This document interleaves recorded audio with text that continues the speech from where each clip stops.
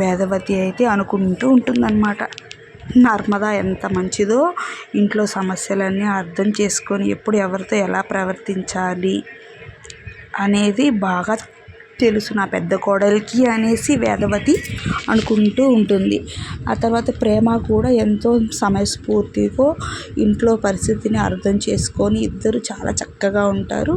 వచ్చే మూడో కోడలు కూడా వీళ్ళిద్దరితో కలిసిపోతే ఎంత బాగుంటుంది అనేసి నర్మద అయితే వేదవతి అనుకుంటూ ఉంటుంది వీళ్ళిద్దరి గురించి. అంతలో నర్మద ఏమంటే పెళ్లి పత్రిక పట్టుకొని బాధపడుతూ ఉంటుంది. వీళ్ళింట్లో ప్రతి ఇంట్లో తల్లిదండ్రులకి పెళ్ళి అనేది ఒక తీపి జ్ఞాపకం.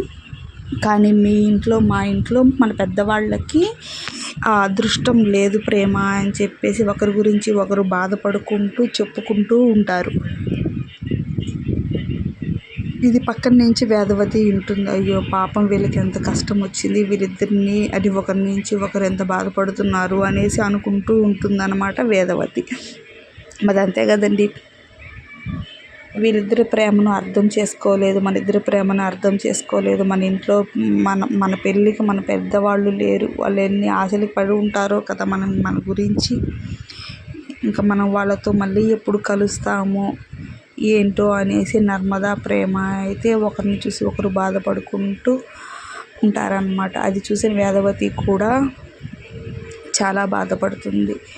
ఈ పిల్లల మనసులో ఎంత బాధ ఉంది, ఇంత మంచి పిల్లలకు అమ్మ నాన్నని దూరం చేస్తావా, నేను అలాగే ఉన్నాను, నా ఇంటికి వచ్చిన కోడళ్ళ పరిస్థితి అలాగే ఉందని వేదవతి అయితే చాలా బాధపడుతూ ఉంటుందన్నమాట.